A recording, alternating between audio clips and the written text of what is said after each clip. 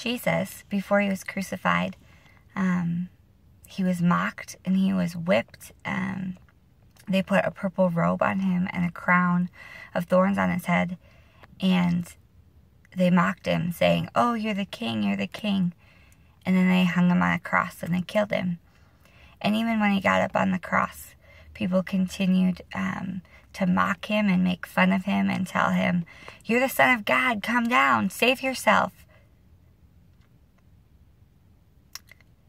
But he didn't come down from the cross. In fact, there were 2 men crucified, one on his left and one on his right. And it says in Matthew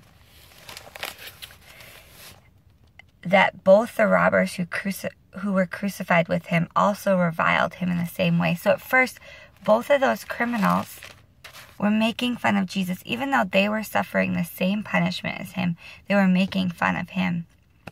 But at some point, one of the robbers must have started to think about what was really going on and to see the way Jesus was reacting to these people and choosing to forgive them even though they were being so cruel to him. And so it says, one of the criminals who were hanged railed at him, saying, "Are you not the Christ? Save yourself and us." But the other rebuked him, saying, "Do you not fear God, since you are under the same sentence of condemnation? And we indeed justly, for we are receiving the due reward of our deeds. But this man has done nothing wrong." And he said, "Jesus, remember me when you come into your kingdom." And Jesus said to him, "Truly I say to you, today I will be with you in paradise." Here's what's so crazy. Today we're talking about Jesus is Savior. And he died on that cross.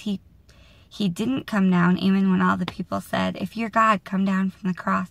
He didn't come down because he knew that what he had to do on that cross was way more important. He had to die to pay the punishment for our sins so that we could have a right relationship with God.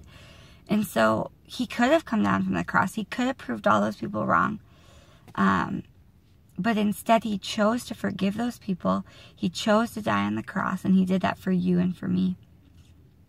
And Jesus is Savior, and he can be Savior of your life. And the reason I share the story of the robbers is because we can find ourselves in that kind of a situation. That robber was in the most desperate place you could be. He'd done something wrong. Not only had he done something wrong, he'd done something wrong enough to deserve death.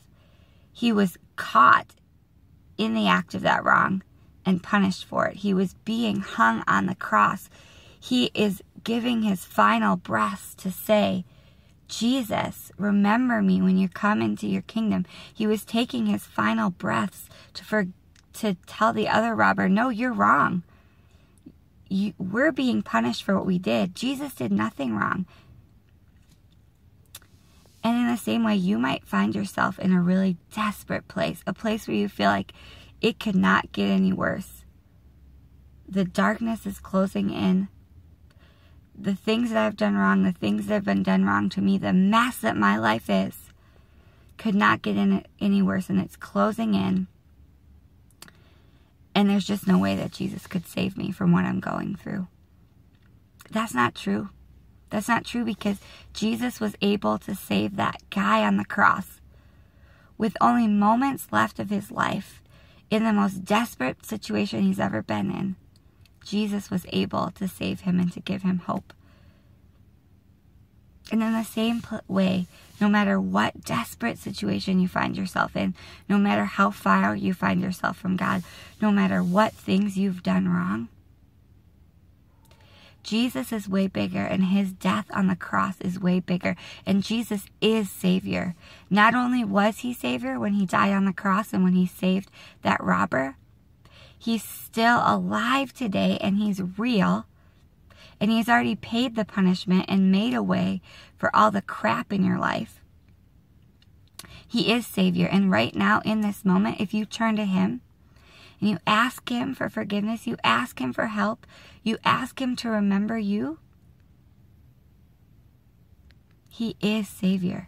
And he can come meet you wherever you are at, no matter how desperate it feels. So I love you. I hope that this was encouraging to you.